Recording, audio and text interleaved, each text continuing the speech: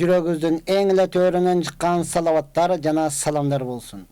Мактоо жана салаваттан кийин Аллах Таала сиз биздин ушул убакка чейин кылган кыраатыбызды, окуган намазыбызды, туткан орозобузду, берген садакабызды, деги эле ар бир кылган ибадатыбызды толугу менен кабыл кылган болсун.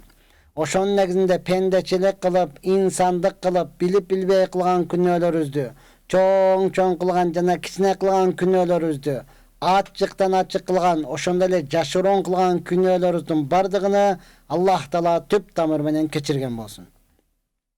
Чындыгында Аллах Таала мээримдүүлөрдүн мээримдүүсү, Аллах Таала ырайымдуулардын ырайымдуусу, Аллах Таала кечиримдүүлөрдүн кечиримдүүсү. Аллах Таала эзелтеден бар, анын башталышы жок. Аллах Таала ар дайым болуучу, анын аягы жок. Аллах Таала тирүү, ал эч качан өлбөйт. Аллах Таала ар дайым туруучу, ал эч качан уктабайт. Аллах Таала ырыскы берүүчү, аны эч ким кайтара албайт. Аллах Таала мына ушундай улуу зат, Аллахтын улуктугу чексиз. Аллах Таала качан, кайсыл убакта эмнени кандай каалаган болсо, дал ошондой кыла алат. Аллах Таала кааласа асмандан жамгыр жаадырат, кааласа мөндүр жаадырат, кааласа кар жаадырат, кааласа эч нерсе жаадырбай дагы кое берет.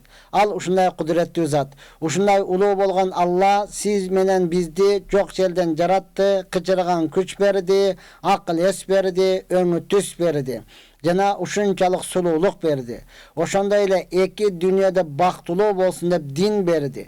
Динди жеткириш үчүн сиздерге канчалаган пайгамбарларды жиберди. Ооба, эң акыркы пайгамбарыбыз Мухаммад саллаллаху алейхи ва саллям акыркы пайгамбар болуп келип, ал 23 жылдын ичинде динди ийне жибине чейин, икири чикирине чейин эч нерсесин калтырбастан жипке шурууну тизгендей тизип, бардыгыбызга айдан ачык кылып жеткирип берди, урматтууган. Ооба, алны жеткиргенде өзү менен эмес, балким Аллах Таала буга китеп кылып Куранды берди. Курандагы Аллахтын сөздөрүн, өкүмдөрүн толугу менен бизге жеткирди.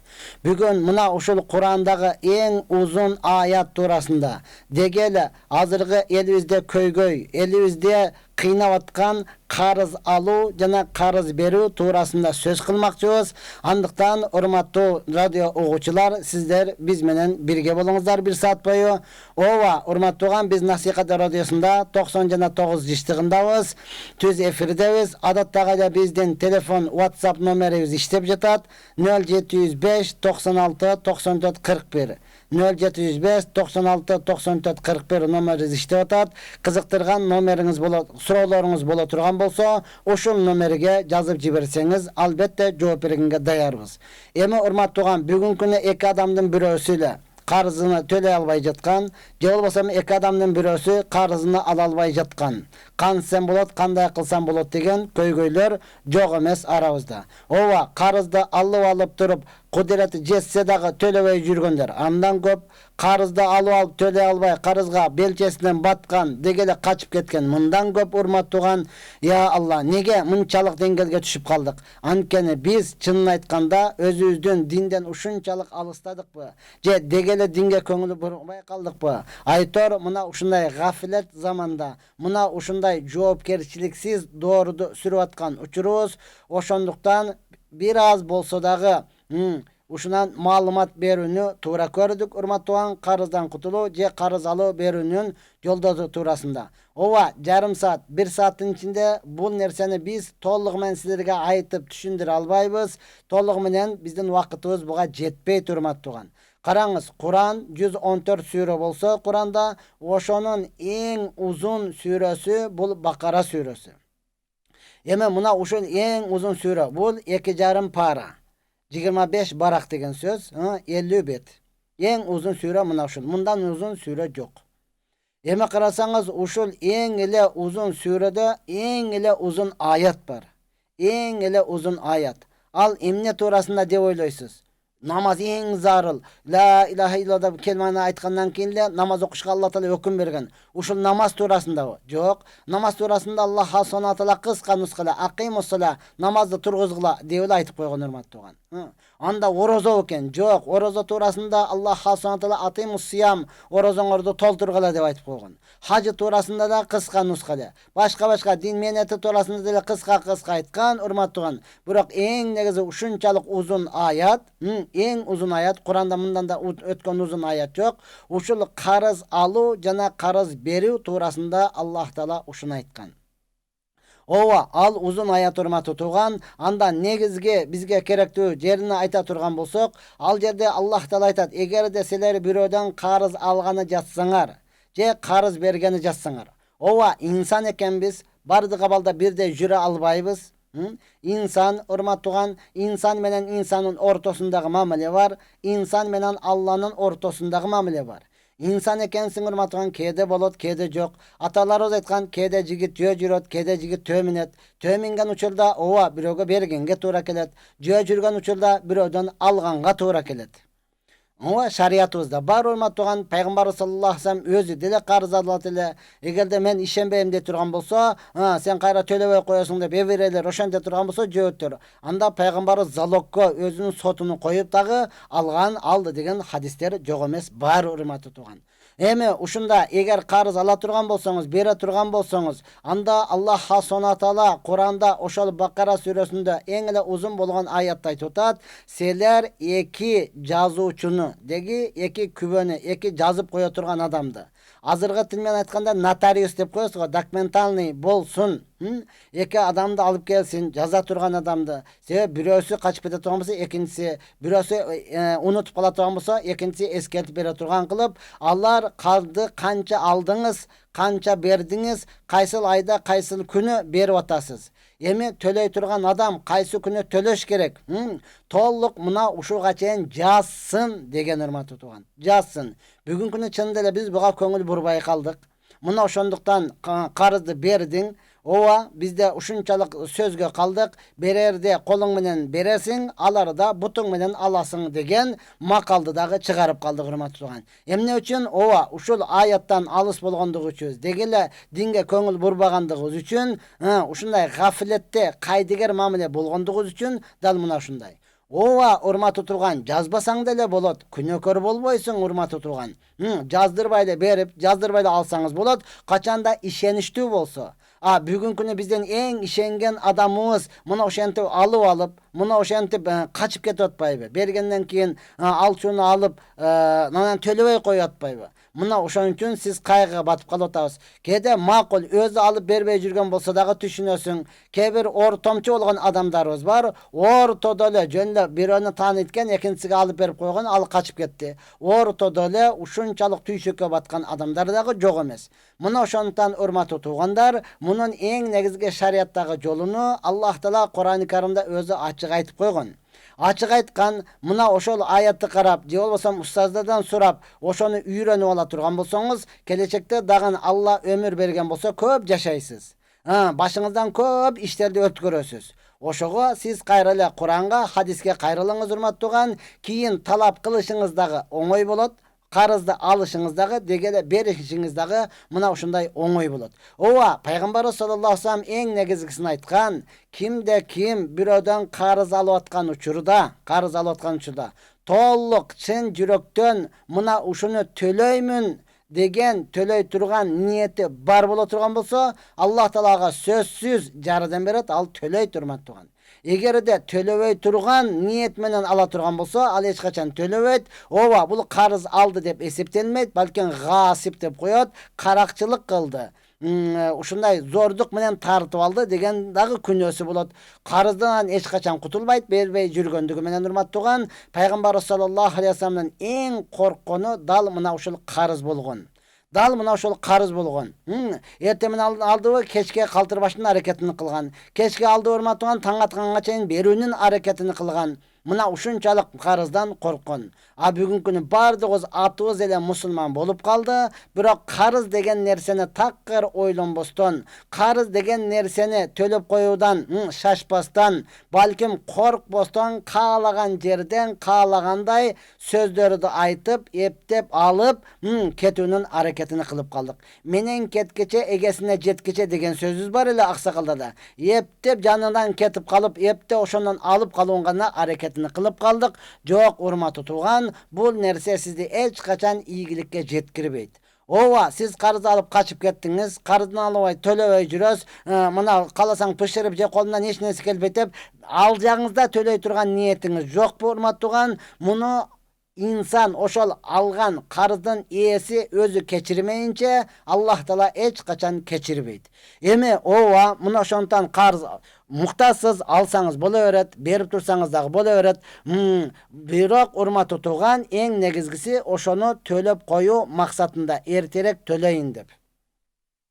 Ali raziyallahu anhu rivayet kılgan hadiste Ali raziyallahu anh mukatab murdagı doğruda kul eylewçülük bolgonduktan Peygamberimiz kelgenden keyin elhamdülillah Allah'ın bardığını jok kıldı urmat tugan. İslam dininin şarafatı oşol kul eylewçülük bolgon uçurda kulda aldındagı türü bolot.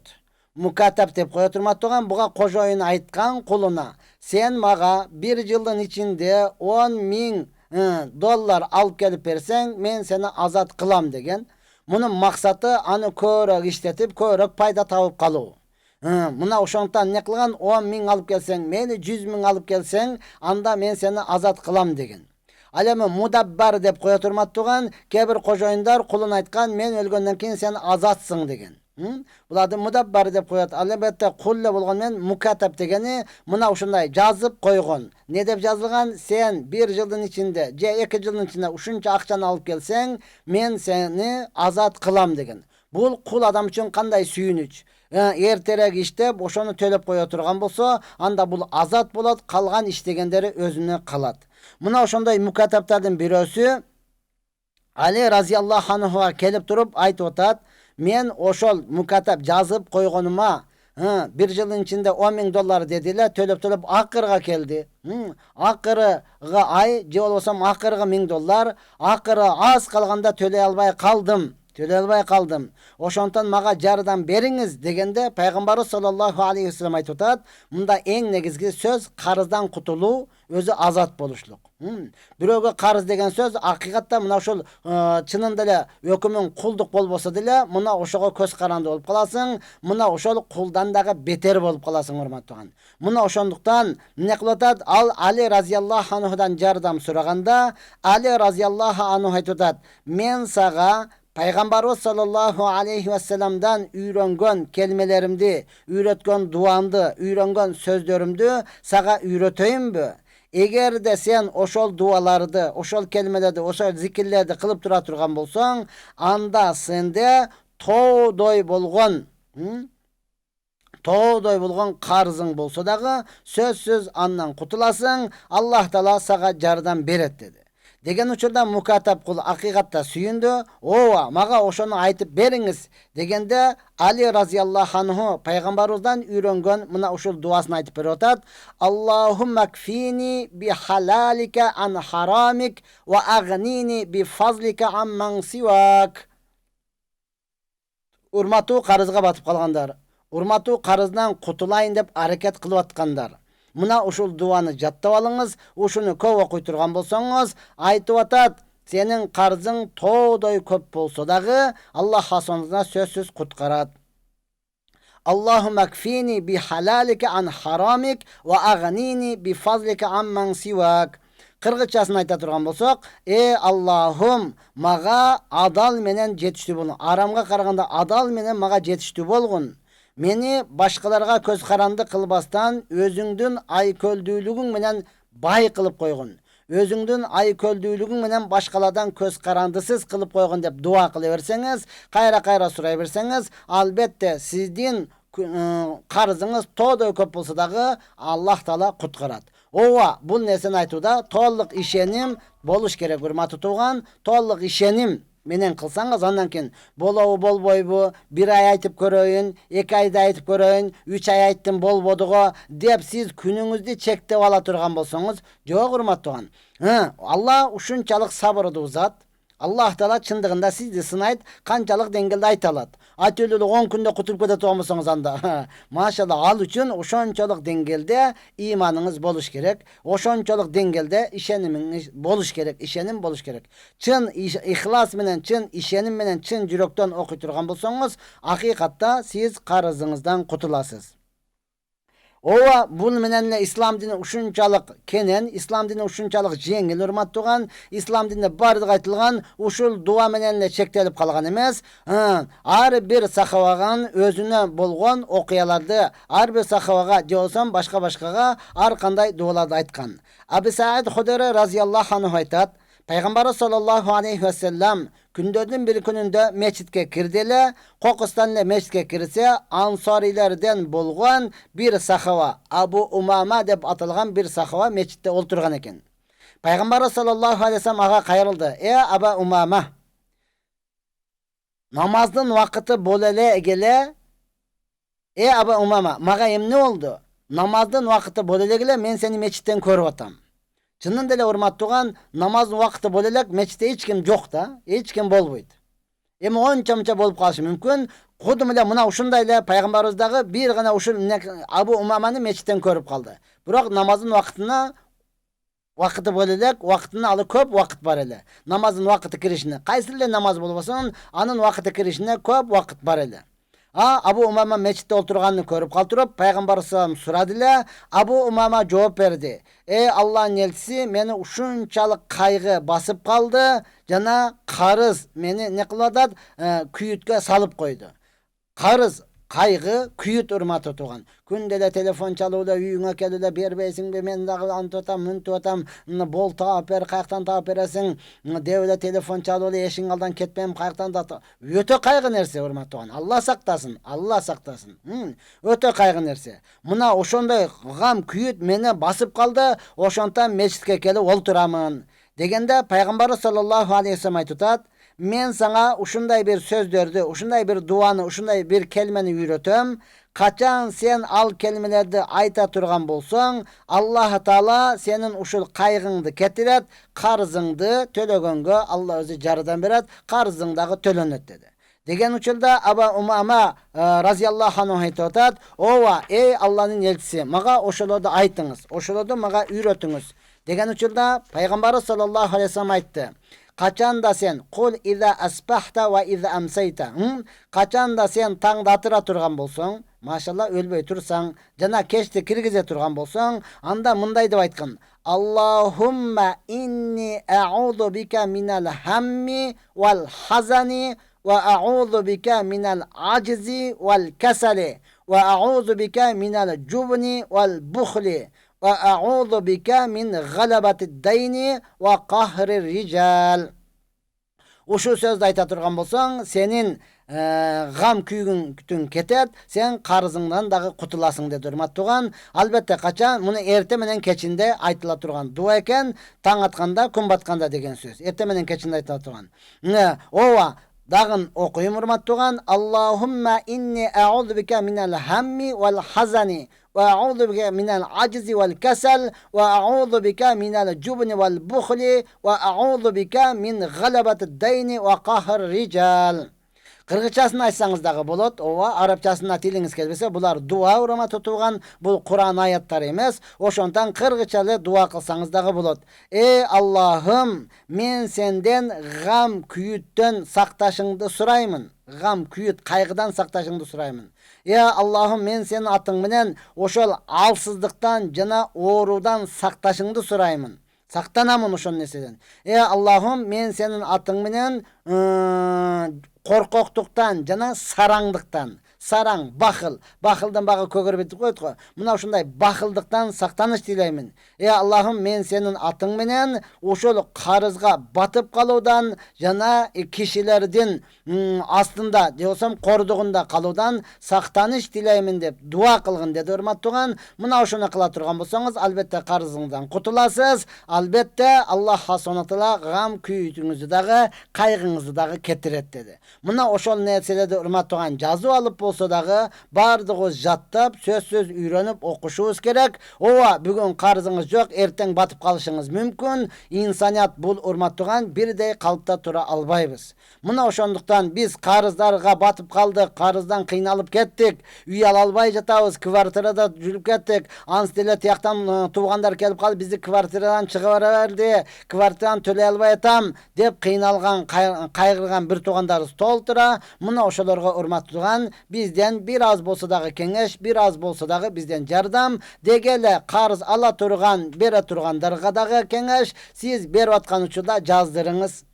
Жазып койсун, алып аткан адам дагы жазып туруп анан кийин алсын. Мен Эшматов Ташмат Башматовичтен bir айга, боптур bir жылга $10,000 акш же болсом өзүдөн 40-100 миң акчаны алып жатам. Муну ушунчасына берем, буга Эшмат Ташмат күбө деп туруп жаздырыш керек, урматтуу тууган. Же болсо атайын баягы документти түшүнгөндөр бар, нотариуска барып ошону кылып кое турган болсо, кийин өкмөт тараптан дагы аны талап кылганга оңойраак болот. Оңайраак болот. Ал качканга, урматтуу тууган, жол калбай калат. Бүгүн канчалаган адамдар ошону жаздырбагандыгы үчүн мына ушундай абалга түшүп атабыз. Макул, сага ишенди. Эми бизде ооба ушунчалык машалла берешен элбиз, 1000 сом, 2000 сомду жазганга өзүң уяласың да. Жазганга өзүң уяласың, ишенем сага дейсиң, урматтуу тууган. Ошол ишенгенден кийин ал адамдагы ишеништен чыгыш керек, ишеничти акташ керек. İşenişte aktasan kaçıp ketkendigi bul munafiqtin bir belgisi bolot, urmаттуу тууган. Munafiqtin bir belgisi. Ушундай нерседен Аллах Таала өзү сактасын. Урматтуу туугандар, биз Насихат радиосунда 90 жана 9 жыштыгында түз эфирдебиз. Калган туугандарыңыз болсо, ошолорго дагы айтсаңыз болот. Албетте биздин WhatsApp номерибиз иштеп жатат. Түз эфирде 705 96 94 41 номери иштеп атат. Ушуга кызыктырган суроолоруңуз болсо, жөнөтсөңүз, албетте биз жооп берүүгө аракет кылабыз. Bizge birinçile суроо келип түштү. Фаберлик компаниясына иштесең болобу, тактап айтканда сетовой маркетке иштесең болобу? Жок, урматтуу тууган, буга иштебеңиз, башка адал жол табыңыз. Анткени бүгүн сиз анда иштеп туруп, ооба, сиз өзүңүздүн тиешелүү акчаңызды алышыңыз мүмкүн. Сизден кийингилер банкрот болуп, сизден кийингилер чыгымга учурап, сизден кийингилер күйүп калыштык коркунучу бар. Аны өзүңүз деле айтпаса деле жакшы түшүнөсүз. Көрүп жатабыз, урматтуу тууган. Мына ошондон башындагы киргендер көп пайда табып калып, ушула гана байышы мүмкүн, калгандары бир канча күйүп калат. Жакында эле мен жакын эмес, 1 жыл болуп калды, бирөөгө жолуктум. Ушундай сетовой маркет менен иштеп, ушунчалык байыдым, акчам $35,000 жетти дейт. Камера алып минип алганмын. Өкүл балдарым көбөйдү. Өкүл ата шайлагандар толтура. Ал жака чакырат, бул жака чакырат, айылга чакырат. Эч кандай клиент албай, акчам көп байганда, машина менен өзүм чыгам дейт. Акырында барып туруп башыдагы качып кеткенден кийин ушунчалык шалпыйдым, ушунчалык банкрот болдум. Азыр эми эмне кылам, кутула албай ушул Матизди айдап жүрөм, таксовайт кылып атам, башка не кылайын дейт. Ооба, урматтуу тууган, калктын казаны кайнабайт. Арам нерсе сизди ийгиликке жеткирбейт. Вактынчалык гана кызыктырат, вактынчалык гана акча, оңой жумуш болушу мүмкүн. Урматтуу тууган, эртең күйүп каласыз, өзүңүз күйгөнүңүз эчнемесеңиз, канча адамды күйгүзө турган болсоңуз, алар сизге эч качан жакшы дубасын бербейт, балким каргышын берет, урматтуу тууган. Андай нерседен сактанып, адалдык жумуш табыңыз. Карызга берүү, садака берүүдөн жогорку турабы? Албетте, карызга берүү бул садака соову, садака бергенден жогору турат. Карызга 10.000 бердиңиз 10 күнгө деп, 10 күнгө деп бердиңиз. Машалла, 10-чу күн ал төлөйүн деп атат, бирок 10-чу күнү төлөй албай калды. Төлөй албай калды. Макул, дагы бир күн десеңиз 20.000 карыз берди деген сооп берилет. Дагын кылсаңыз, ошол эмне кылын күндөн күнгө макул деп туруп ага кечиктирген сайын үстүнө мына ушунчалык Аллах хасаны не кылат, сооп берди, соопту бере берет. Акырында барып туруп, же болбосом кимде ким макул төлөбөй эле кой, акыбалың ушул экен, мен сени кечтим дей турган болсо, карызымды албаймын, акыбалыңды көрдүм, берейли деп атасың, бирок чындап эле качып кеткен жоксуң, бирок сенен алганга деле мындай жүрөгүм чыдабай атат, мен кечтим, ошону иштетип эле койчу, калган өзүң таптагын бутуңа туруп кетчи деп кое турган болсо, Аллах Таала кыямат күнүнө айтат, бул адамды кечиргенге мен укуктуумун. Мен өзү кечиришим керек дейт. Дагы Аллах Таала сизди дагы айтат, ошончо кылган күнөөлөрүңдүн бардыгын мен кечирдим дейт. Ооба, мунун урматтуу тууган, сооптор өтө чоң. Ошол эле учурда ал сиздин укугуңуз. Кааласаңыз кечиресиз, каалабасаңыз тыйыныга чейин эсептеп, толугу менен алганга укугуңуз бар. Эми урматтуу карызды бердиңиз 10 күнгө деди, 10 күн болушу менен күнүгө саат сайын, убакыт сайын барып сураганга сиздин укугуңуз бар. Бербейсиңби? Аз берем дедим го, бер ошону. 1 сааттан кийин. 1 саат өтүп өтпөй, болосуң бересиңби деп сураганга сиздин укугуңуз бар, урматтуу тууган. Al sizin hakkınız. Ova keçirbeyimin kıyamet günü alam deseniz dağı sizin hakkınız. Kıyamet günü Allah hasanatı alıp beralat. Bırak Allah Teala al jerge bargandan siz menden dağı oşonday tıyыныga çeyin degendey ağır bir kılgan amalыңызды aljakta dağı esepteşet. Bul mına uşunday jaşa hormat tuğan. Ayal kişi meçitke kirse bolovu je bolboybu. Ötö sonun bolot. Albatta mına bizde Moskovskidagi Central meçitke okşoş. Ayaldardın kire turgan jağı özünçe bola turgan bolsa al jaka kirseniz bolot. Kirseniz bolot urmat tuğan. Erkeklerge Allah'a turgan bolsa jok kirbegeniniz jakşırak. Oşol uçurda namazdın vağı bolboy turgan uçurda. Bağımda tokandan keyin peşinge çeyin hiç kanday namazdın vakıtı emes. Oşol uçurda barıp meçitlerdi tazalap, juuçunu juup şıpırıp kete turgan bolsanız ötö çoң soğup bolot urmat tuğan. Peygamberimizden hadisler var. Kimdeki meçitten biraz kıpındı alıp çıkıp taştasa Allah hasanada bol eşektin ölügünü alıp çık saldı degendey soğup durdu. Beret kança kişini alıp çıksanız dağı Allah Teala uşonçoluk soğup durdu köyrek jazat. Andan keyin ayal kişinin negizden үйdө namaz okugany jakşı, erkekten meçitte okugany jakşı. Men kızı bar ayal alsam bolovu, ata enem karışı bolup atat, kanday kılam? Ata enеңizdin aytkanını kılыңыз. Sizge jaşoodagı kerek urmat tuğan, ova azı sүйüp kaldыңız, azı jakşı körüp kaldыңız, andan başka körünbey jatat közüңüz urmat tuğan, kansa dagı ata eni siz suradыңız, men aytam, ata enеңizdin aytkanını kılыңыз. Gelecekte oңoyrak jaşaysız, baş kötörüp jaşaysız urmatı tuğan, kayra sözünü kala örbeysiz. Anan çınında ele negizden alsanız bolu öret. Ata enеңiz razı olsa, kız olağı, balası olağı, ayırması yok urmat tuğan. Bizde mında aytып koyot go, bayağı balalı uy kımbat bolot degендейчи. Albatta balalысы menen bola turgan bolsa, oşoluğa karaşıp, oşoga ata borup, oşoluğa jakşı mamile kıla turgan bolsanız, anda dagı soğup bolot. Anan eң negiz men kengeş beretilem, ata enеңiz könbey karışı olağı turgan bolsa, albaganыңız jakşırak. Sebebi hazır aganlardın karışına, karışı boluşuna karabastan alıp ala turgan bolsanız, özüңüzdü da kıynaysız, oşo balası var, ayaldı da kıynaysız. Antkenne bizde ürp adatta bul nese köýelek, buyursa elibиz dindi toluk düşüngandan keyin anan düşünüş kerek urmat tuğan. Epte al tiyip algandan keyin tuğandarыңız da gany kıyna öret. Sen bizden balabızdın başını aylantırıp, anday kılıp, ana munday kılıp, kızı menen tiyip alıp dep dostlarыңız da ele ar namısыңızga tiye öret. Oşonduktan kelecekte degele artыңızды karap, aldını karap, iş kıla turgan bolsoňuz, jakşı bolot dep kengeş beretilek. Jaşım 61'de abışkam ekөөbüz çoğu jatpayбыз. 10 yıl boldu nike buzulbayбы. Jok 20 yıl bolsa dene nike buzulbayt. Biroq kempir çal bolgondan keyin abışka bolgondan keyin emi karıganda ya Allah jaşlıkta bersin mehnetти karıganda bersin döwletdi deyt go. Karıganda peyli koyuңuzдар ketip ar jakta жүрбөстөн jok çünkülдөşüp oturup çay içe turgan bolsoňuz, sizdin baldarыңыз бар, sizdin nevreleriңiz бар, sizdin kelinderiңiz бар. Alarga dagı baldarыңыздын жүzü jarıgırak bolot ele dep kengeş beret elem albatta. Anan inne ortaňızdan inne ötkön özüňüzдөр bilesizler. Biroq jatpay koýuşluk menen hiç kaçan talak düşüp kalbayt. Küýöňüz awışkaňyz gala joğuňuzdy berbegen bolsa hiç kaçan düşpeyt. Maga zamzam suusu jönünde malumat berip koýuňuzçu. Makul sizge berip koýunçu. Zamzam suusu degen bul maşallah yer betindegi Allah Taalanyň mucizasy, Allah Taalanyň bizge bergen ötö çoň keremeti jana İbrahim peygamberden kılgan mehneti, anın içinde Hacer enemiz, oşonda ele İsmail üy bile Hacer enemiz İsmail aleyhisselam İbrahim aleyhisselam'dan kılgan kurbançılığı. Bilemiz İbrahim aleyhisselam Hacer enemizni alıp al İsmail atı balalı bolgonda oşol azırgı zamzam su çıkan en tala erme çöl bolgon, karga kuzgunda uçpagan, oşol jerge kaltırıp koygan urmatı tuğan, oşol jerde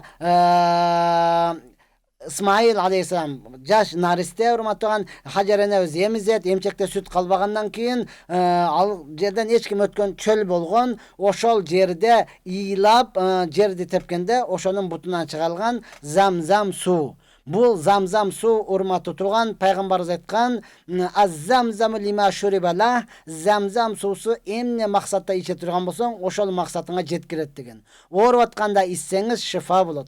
Açka kalganda içseňiz tamak bolot. Suusaganda içseňiz kursagyňyz toýot. Degele emne maksatda içe turgan bolsoňuz muna uşunday bolot. Bu zamzam degeni oşol İbrani tilinde, Arap tilinde emas, İbrani tilinde tokto degen söz. Allah atırılıp çıkkanda Hacer эмес, коркуп кетип эле төгөрөгүнү тосуп, токто дегенде ошол жерде токтоп калган. Бул суу дүйнө жүзүнө жете турматтаган умара кылуучулардын, ажы кылуучулардын шарафаты менен жетип турган суу. Ушул сууну ичкенде эмне максатта иче турган болсоңуз, толугу менен ошол максатыңызга жетесиз. Кыскасы мына ушундай атайын Замзам деген китеп бар. Анын кыргызча чыга элек болсо керек. Арабчасы бар. Аны окуп турган болсоңуз, анда дагы анын кереметтерин, анын пайдаларын, анын чыккан тарыхын толугу менен айтып жазып койгон. Азыр орозо кармаса болобу, кандай ниет кылам? Өтө сонун болот. Мына урматтуу туган канчалаган адамдар жаздын күнүндө айтат да, ыссы күнүндө Рамазан айында орозо карма десең, азыр күнү ысык экен, кышта кармап берсе дагы болобу дейт го. Мына кармап жат эми. Ова кыш келатат, алымдар айткан аш-шита рахматун лил муъминин. Кыш мезгили момундар үчүн Алланын рахматы деген. Неге? Түн узун болот, булар тахажжуд намазын окуйт. Күндүзү кыска болот, булар орозо кармайт деген, орозо кармайсыз. Ниетини кылганда, эгерде сиздин мурдагы карыздарыңыз боло турган болсо, карыз орозомду, эң алгачкы карыз орозомду кармоого ниет кылдым дейсиз. Жок, карыздарыңыз жок, машалла, ушунчалык бой жеткенден бери кармап келатасыз. Анда ниет кылдым, нафил орозо кармамакка деп ниет кыласыз. Ооз ачканда багымдаттын убакыты кириши менен Насаат медианы карасаңыз, убакытын көрсөтүп койгон. Сиз кайсыл жерде болсоңуз дагы ошол багымдаттын убакыты кириши менен оозуңузду жабасыз. Шамдын убакыты кириши менен оозуңузду ачасыз. Убакыты мына ушундай болот. Аллах таала өзү кабыл кылган болсун. Гриль жесе болобу? Албетте адал болсо боло турма тутуган. Ошонто мунун адал арамдыгын караңыз. Этке келгенде эт негизиден арам. Качанда адал тирүү жандыкты, жей турган тирүү жандыкты бисмиллахи Аллаху акбар деп муздай турган болсо, эми муну гриль кылып пышырабы, куурдак кылып пышырабы, шашылык кылып пышырабы, дегеле жөнү сууга салып пышырабы, кантип пышырса дагы аны ошентип пышырып жесеңиз болот. Анан кийин урматтаган өлүп калган жандыкты, же болбосо жөнөкөй эле жандыкты ошол тирүү эле жандыкты бисмилла Аллаху акбар деп муздабаган болсо, башын коюп туруп эле балта менен бир чап алып салган болсо, алардан шектендиңизби, жебегениңиз жакшыраак болот. Ооба, бүгүнкү күнү бул чынында эле касапчы эт муздап союп иштегендерге дагы бул динди жеткиришибиз керек. Динди жеткиришибиз керек, союу муздауну дагы үйрөтүшүбүз керек. Анткени кой алган жерге бара турган болсоңуз, өтө ушундай мыкаачылык менен ошол заматта бисмилла Аллаху да айтпайт, бычак өткөр сразу эле башын алып салат. Мындай болбой турмат туган. Мунун дагы өзүнчө сөзсүз үйрөтүш керек, сабак кылыш керек. Бул боюнча ошол жерлерде айтып имамдар үйрөтүш керек. Качан бардыгы бисмилла Аллаху деп муздап калганда, ошол тоок болобу, башка болобу, бардыгыны ошентип муздап бышырып бергенде, биз дагы ойлонбой алып жейт элек. Гусулду кечинде алып, анан ошол күнкү намаздын казасын окуса болобу. Гусулду кечинде алып, анан ошол күнкү намаздарды казасын окуса болобу. Айланайын бир тууганым, ооба болот, негизден болбойт эмес, болот. Бирок сиз гусулду кечинде алганга чейин кечке чейин гусул албай кантип жүрөсүз? Муъмин мусулман негизи 24 саат бою гусулсуз эмес, дарасыз жүрбөш керек да. Дарасыз жүрбөш керек. Дарат менен жүрүш керек, урматтуу тууган. Анан гусулсуз жүрүп, эмне үчүн бүгүнкү күнү бизде жинде болгондор көп? Эмне үчүн бүгүнкү күнү бизде жин киргендер көп? Эмне үчүн бүгүнкү күнү урматтуу бизде мээсиден айныгандар көп? Мына ошол гусул алуунун жолуну билбегендиктен, билсе дагы кайдыгер карап гусул албагандыктан, гусулу жок эле көчөдө басып жүргөндүктөн. Буга жиндин кириши оңой болот, буга жин шайтандын жетиши оңой болот, урматтуу тууган. Мына ошондон өзгөчө биздин Кыргызстанда бүгүн жин киргендер ушунчалык, жин оору менен ооругандар ушунчалык көп, урматтуу тууган. Мына ошолордон сактаныш үчүн сиз өз убактысында гусул алып жуунушуңуз бул шарт болот, урматтуу туугандар. Куран окуганда жолукту аркага салып койсом болобу же астынан алыш керекпи үйдө окуганда? Үйдө окуганда боло берет, аркаңыздан салып алсаңыз боло берет. Күйөөңүз бар, күйөөңүздүн алдында кеңири эле не кыласыз, аркадан салып алып туруп баш кийими бар деп окусаңыз боло берет. Куран окуганды билбесем китеп карап окуса болобу? Куран окуганды билбесем китеп караса окуса болобу? Ооба, китепти карап окуса, сиз эмес, биз деле китепти карап окуйбуз. Kur'an okuganды bilbesem degende mine namazda aytып atasызбы? Менден айтып атасыз, ошону толук жазсаңыз, биз толук сизге жооп бергенге даяр элек. Анан негизден китепти карап, Kur'an окуганда жатка билбейт экенсиз, карап окусаңыз болот, намазда болбойт бирок. Намазда окусаңыз, намазыңыз бузулуп калат, урматтуу тууган. Keyingi so'roq kelguncha albatta biz janağı sözümüzdü ulantып koyuğa dayarбыз. Oşal Abu Umama raziyallahu anhu meşitke kirip oturganda Peygamber duanı үйröttüler. Abu Umama raziyallahu anhu özü aytat. Men uşunu okup jüreverdim ele. Anan Allah Teala menin jürögümdögü kaygını, gamdı ketirdi. Menin karızımdın bardığını kutkarıp koydu. Men karızlarımdan kutuldum dedi. Ova urmatuan karızdan kutuluş üçün bunun joldoru toltıra oşonu kılışınız gerek. Oşonda ile Muaz ibn Cebel raziyallahu anhu rivayet kılat. Anna Resulullah sallallahu aleyhi ve sellem ata Muaz'an. Peygamber sallallahu aleyhi ve sellem Muaz raziyallahu anhu'a kelip duruyor dedi. Ya Muaz mali lem arak. Ya Muaz ne oldu körünbeysin dedi. Biz de oşunda yok jolukunda körünbeysin go, kayakta jürösün, biyaktilesin be.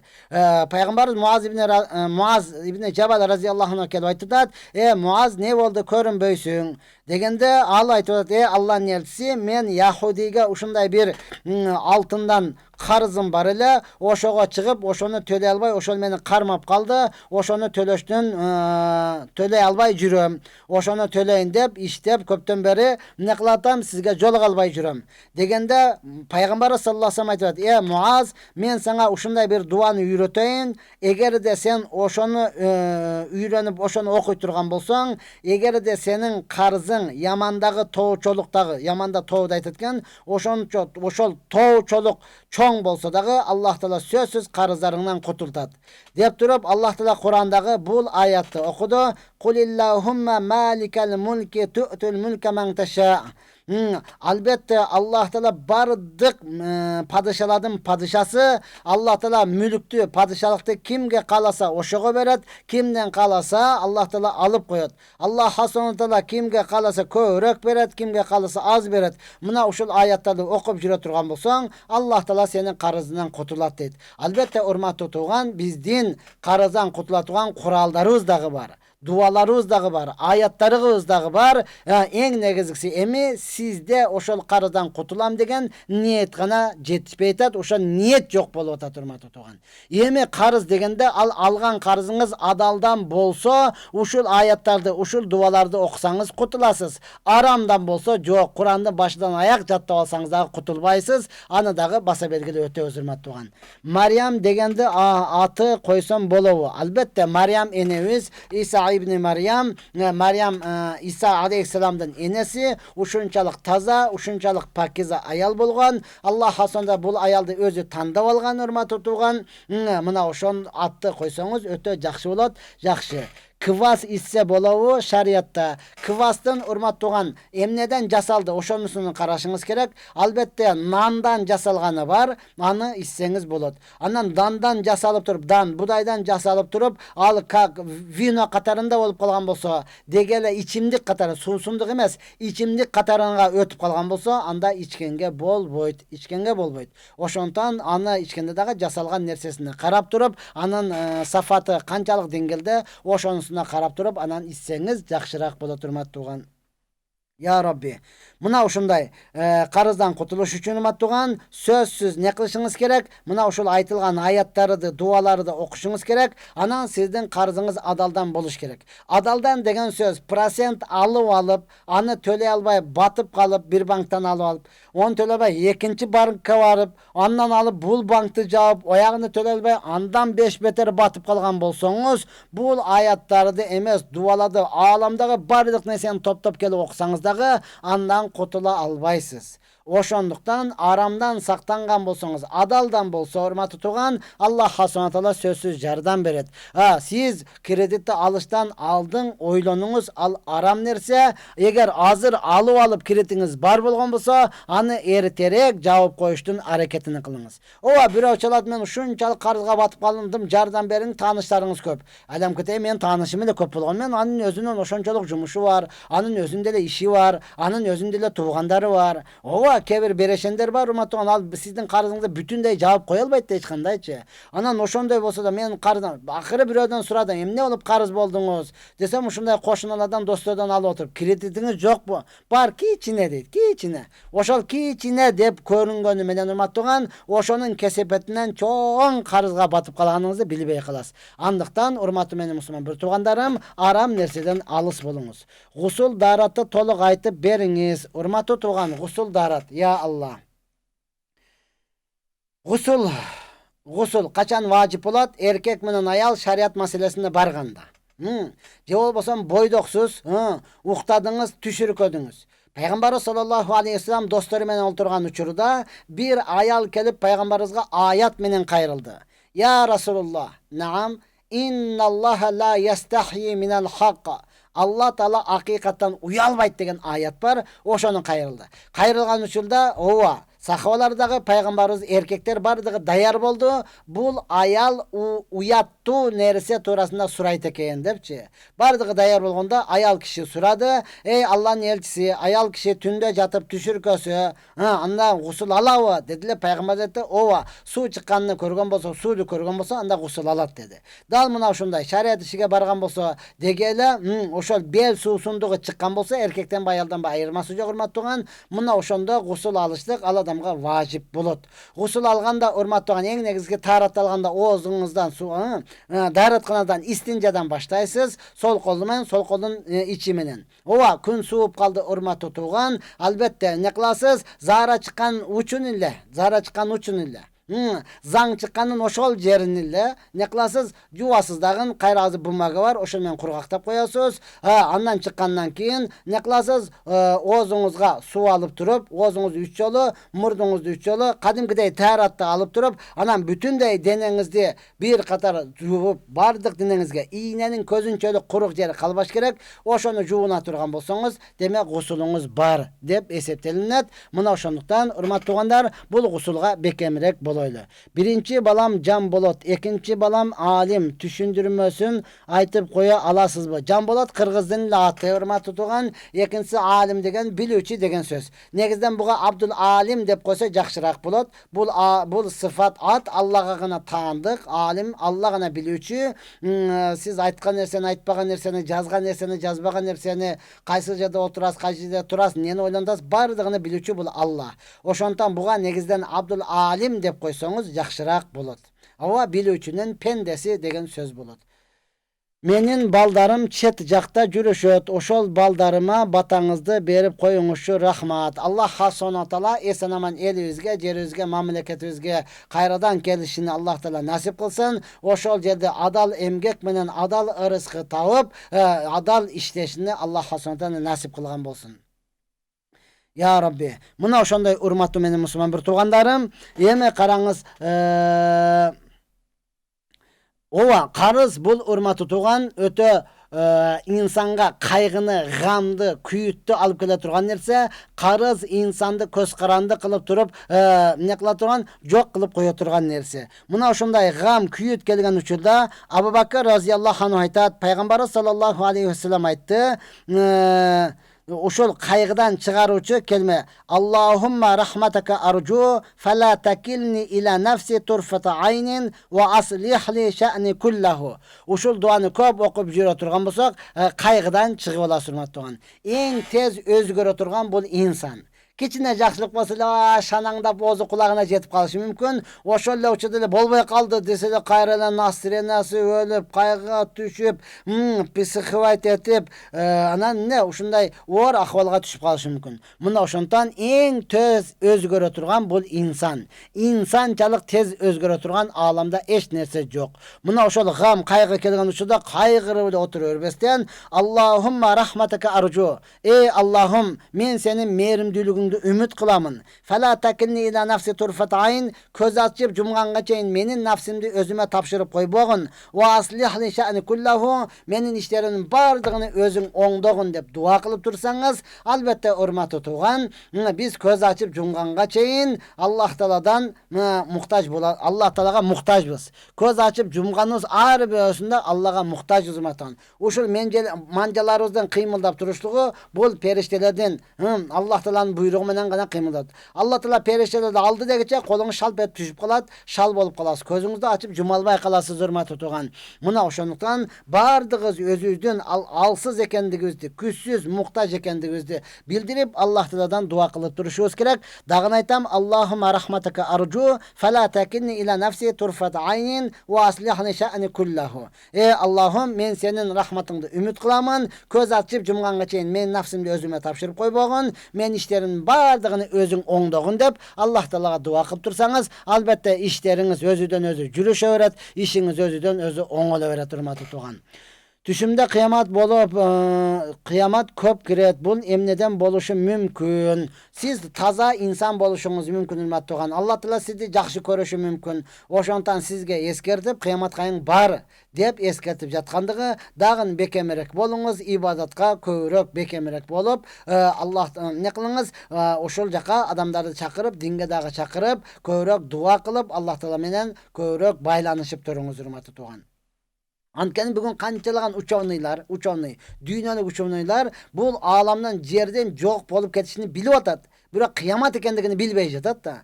Ученыйлар калсаң бардыгы теже бир кез келет, бул жер жок болот. Ошондон башка жер табыш керек деп Марска, Юпитерге, башка жака көчүп барып, ошол жактан жер сатып, ошол жактан жер алгандары дагы толтура, урматтуу тууган. Бул жер бүттү, анда кыямат кайың болду, ал жака эч кандай жашай албайсың, деп аларга түшүндүрүш керек. Эгер түшүнө турган болсо, мына ошондон бул кыяматтын болушлугу акыйкат нерсе, эртеби кечкиби баары болот, урматтуу тууган. Мына ошондон сиз көбүрөөк не кылыңыз, дагы тазараак болуп, күнөөдөн алыс болуңуз. 500 сом карызды качып бербей, $500 кредитти куручап төлөгөн, бул кандай дос дейт. Не дейт? 500 сом карызды качып бербей, $500 кредитти чуркап төлөгөн, бул кандай дос дейт. Я Алла, мына ушундай да. Аз айтып атпаймынбы? Эмнеге 500 сомду бербей атат? Анткени мунун проценти өспөйт, билет да. $500 кредитке алган, аны бүгүн төлөбөсө, ал өсүп кетет. Ошонун коркуп атат. Бул мына ошол арам ишке ал чуркап барып атат. Арам мына ушундай, урматтуу тууган. Адал нерсени гафилетте калып атса төлөбөйчү. Мына ошондон муну менин кандай алхамдулилlah досторум көп эле, дагы бирөөсү жазды окшойт, машалла. Мына ошол бир эле, ал 500 болобу, 5 миллион болобу, урматтуу тууган, карыздын төлөбөстөн ал жакта кредитке чуркап жүргөндүгү, анын проценти өсүп атат, ошону жаап коеюн деп туруп, бул жакта алдап качып аткан болот. Бул, урматтуу тууган, күнөөкөр болуп эсептелинесиз. Мына ошондон эң биринчи, мүмкүн болушунча сиз досторуңузга жакшы кайрылып туруп, мен мына кредитим алды, жаап алайын, экинчи албайын, тооба кылам, карзыңарды толук төлөйм десеңиз, албетте досторуңуз деле жардам бергенге даяр. Мына ошондуктан мен ар дайым айтып келем, бул кредитти бергенге чейин эле чай, кофе деп турат да. Чай içесизби, кофе берейинби деп турат. Качанга чейин? Сиздин документиңиз бүтүп, кредитти алганга чейин эле. Кредитти алып алдыңызбы, болду, эми чай көрбөйсүз. Кредитти алып алдыңыз, болду, кофе көрбөйсүз сиз, урматтуу тууган. Кийин мурдуңдан сыгып алат, кекиртең жулуп алат, кредитти төлөбөй турган болсоң, урматтуу тууган, жетимсиңби, жесирсиңби, 10 балаң барбы, көчөдө каласыңбы, аларга кызыктырбайт. Мына ошондуктан элибизге дагы айтабыз, Аллах Субхана Таала өзү куткарсын, мындай нерсеге барбаңыздар. Намаз окуйм деп аракет кылсам да, окуй албай жатам, кандай кылам? Кандай кыласыз? Азыр тааратты аласыз, машалла, кумганды аласыз, сууду эмне кыласыз, жылуулап алып туруп, тааратты аласыз дагы, жай намазды салып туруп, бисмилла деп үстүгө чыгып алып туруп, баштай бересиз. Ошентсеңиз эле анан окуп кетесиз. Азыр турам да, майли да, ниет бар, кичине кое турайынчы деп эле телефон чукулап отура берсеңиз, ошага кирип кете бересиз. Окуш керек де, ниет бар десеңиз, урматтуу тууган, анда ошол отурган жериңизде отуруп дүйнөдөн дагы өтүп кетишиңиз коркунуч бар. Ошондуктан мен көп жерде айтып келем, өзгөчө мына машыккандарга, эркексиңби, жай намаздын үстүгө чык депчи. Бу жай намаздын үстүгө чыгыш оңой олтоң иш эмес. Оңой олтоң иш эмес, урматтуу тууган. Мына ошону түшүнүш керек. Адамдар ойлойт да, жай намаздын үстүндө эле отура берет. Биринчи ошол жака чыгып көрчү өзүң, кандай чыгат экенсиң. Чыгышың өтө кыйын нерсе. Ошондон Аллахтан албетте тилеш керек дагы. Барып ошону салып үстүгө чыгып баштасаңыз, буюрса окуп кетесиз. Албетте чыгыныңыз. Я Rabbi, Аллах Субхана бардыгыбызга намаздарды калтырбай окуп жүргөнгө Аллах Субхана өзү жардам берсин. Бул намаз, я Алла, өтө улуу иш. Namaz Allah Taala menen baylanışı. Alımlar olsaydı kimde kim Allah menen süйлöşem dese namaz okusun deydi. Yok, Allah Taala meni menen süйлöşsün dese anda Kur'an okusun deydi. Karаңызчы, Allah menen süйлöşem deseniz namazga kiriңiz, şunçalık rahat alasız da. Karaң, kebir adamlar başka adamdın namaz okuganını körbe hatalat da. Karaçı sonunken bardығы birde jığılat, birde turatken, öte sonunken dep namaz okuganını körbe rahat alat da. Emi özüңüz oşonday okuy turgan bolsаңыз kандай rahat urmat tutugan. Mına ушундай рахаттан, мына ушундай Allah'ın nimatıdan koruk kalıp jatasыз. Andıktan erterek çamdаңыз hareket kılыңыз. Araktı kantep toktotsa bolat, içpey koyup toktotsa bolat urmat tutugan. Ova içpey koy alбай атат, içip атат. Аны түшүнүп атабыз. Эми чөйрөнү өзгөртүп токтотса болот. Чөйрөнү өзгөрткөндө ошол досторуну таштасын. Азыр эң оңой жол алхамдулилlah бизде Кыргызстанда гана мүмкүнчүлүк бар, урматтуу даватка чыксын. 3 күнгө чыксын, келгенден кийин дагын чогуп туруп не кылсын, дагын чыксын, тез чыгып, ошол мечит менен байланышып, эски достордон арыла турган болсо, аракты ташташ оңойрак болот. Болбосом жок, азыр таштап 2 күн, 3 күн ташташы мүмкүн. Бирөө ышкырып келет, анан жүр дейт, колтугудан чыгарып алат, ичпейм дейт турган болсо, анын намысына тиет. Качантан бери ушинтип калдың, молдо болуп калгансыңбы, демеле дейт, анын намысына içe öğret, al arakты taşlaşlığı ağa kıyın bulut. Oşantan Allah Teala özü жеңилдик versin. En negisi bizde uşul jolu maşallah davatqa çıksın. Bolbosam kebir vrachlar da varken vrachlarga da kayrılıp görürsün. Biro kançası aytadi barıp kelgenden keyin kayra bir ay жүрүп kayra içip aladat. Ova çöйрө bolbosa içip alaverat. Çöйрө bolbosa içip alaverat. Oşantan buga çöйрө dostorunu oңdoş gerek. Oşantan bizde atabızda jakşı söz var da sen dosuңdu aytkın, men senin kim ekeningdi aytıp berem. Dosuңдун kim ekenini maga aytsaң, men senin kim ekeningdi aytıp berem degen bar. Oşontan dostorunu oңdoş gerek. Muna oşentip urmаттууган караңызчы, биздин вакытыбыз 1 saat вакытыбыз мына ошентип өтүп кетти. Канса дагы урматтуу туган, мына ошол бүгүн айтылган сөздөрүбүз бир аз болсо дагы элибизге, жерибизге, мамлекетибизге дегеле карызын ала албай жүргөн, ошол учурда карызыны төлөй албай жүргөндөргө пайда берет дейбиз. Ушул дуаларды окуйлу дагы бардыгыбыз ошол карыз алып берүүнүн дагы жолуну үйрөнөйлү, шариаттагы жолу кандай экенин сурап алайлы урматтуу туган, тактап, аныктап, анан мына ошонун негизинде карызды берели, мына ошонун негизинде карызды төлөй. En negisi bardığızda жалпы mamleketibizden karızdan kutkalışta Allah Teala özü jardam bersin. İlahi amin. Ya Rabbi aytılgan sözlerge amal kılışka toluk jardam bergin. Bütkün mu'minsonda din menetini kabul kılgın. Bütkün mu'minsonda kalgan adamlardan İslam dinine kirişine sebepçi kılgın. Hiç kaçan İslam dininden çıkıp geçine sebepçi kılbagın. Ve ahiri da'vana elhamdülillahi rabbil alamin. Bir rahmetike ya erhamer rahimin. Esselamu aleyküm ve rahmetullahi ve berekatuhu.